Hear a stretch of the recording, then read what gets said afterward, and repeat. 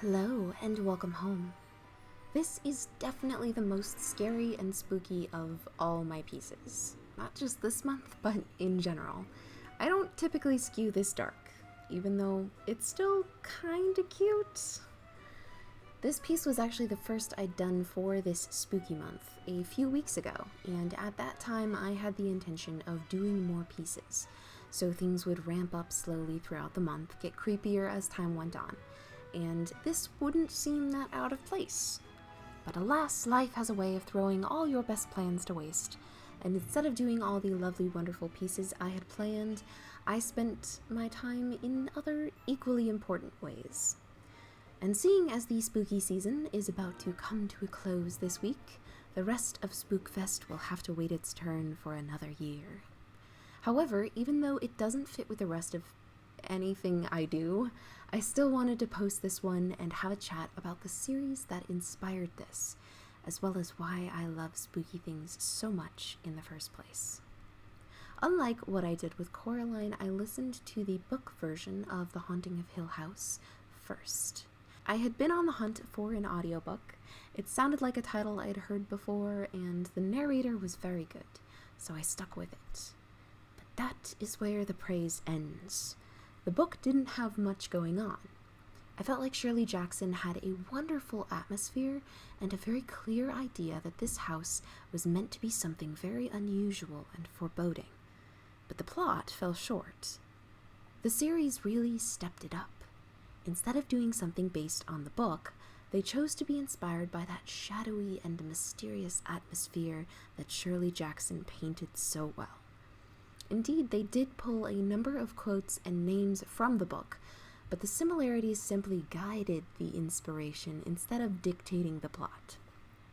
The show focused on the Crane family, who had a mother, a father, and 5 kids. We see them as they lived in the house, young children, then an incident that pulls the father and children away from the house. Then as adults, how the house pulls them back in, one by one. The house that Shirley Jackson built so carefully becomes its own character, a fearsome beast hunting its prey. Although my other pieces featured stories that ranged from cute to slightly creepy, this story is not for the faint of heart. It is a true horror thrill, and I made the lovely mistake of starting my binge watch alone at night. Got the full spooky experience with that one, at least for the first episode. And then I quickly learned I should watch the rest when the sun came up. Another trick to dampen the full spook factor is to turn on the audio description feature. This is a wonderful thing that Netflix does to enhance accessibility for viewers who are blind or visually impaired in some way. On every Netflix original series, at least in English, I don't know if it's an international rule, but they have an audio description that sort of narrates what's happening on screen for people who can't see it. So if there's no dialogue there to help guide the audience and understand what's going on, the narrator will pop in and say something like, "Nell walks to the door and listens. In the hallway, young Nell stands with Shirley, who holds a ring of keys." It's like if an audiobook and the show had a baby. For things like this spooky shows, it kind of just helps break the tension and feel like someone else is there with you. But I have to say, they did a wonderful job of not spoiling any of the spooks. They were all on screen and had made their visual impact just slightly before the narrator came in, meaning that the narration never ruined any of the scares. Instead, it meant that if things got a little bit too creepy, I could look away and know when things were safe to watch again. That being said, this show did not rely too heavily on jump scares. The creators did a wonderful job of building out that frightening atmosphere, maintaining the tension, and allowing little room to feel truly safe. Although many things were predictable in their scary moments, it was more the kind of feeling like, no, don't be that, don't do it, there's a thing there, no, which I feel like a more articulate person would be able to put to words more easily. But this fortress of fear wouldn't be half as remarkable without the admirable cinematography and crew. Episode 6 really showcases that, featuring not 1 but 5 shots that are all continuous no-cut shots. the longest of which is 20 minutes long. That shot spanned the modern-day house of Shirley and Theo, led into the Hill House as a flashback, with different lighting, practical rain effects, and no fewer than 7 adult and 5 child actors. It was fantastic, and I loved it.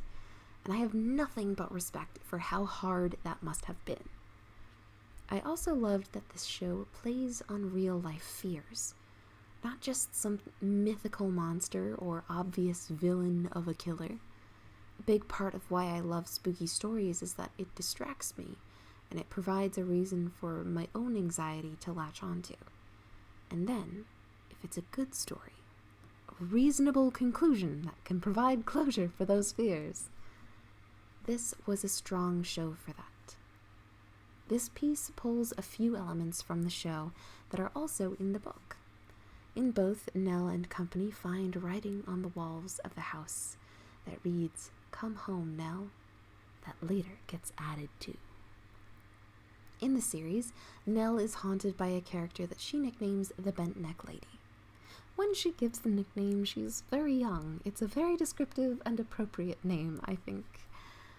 But as you might imagine, that sort of haunting was very horrifying to tiny little Nell, and so her twin brother Luke taught her a trick. She liked to use buttons, but anything would do, anything with 7. 1 for each family member.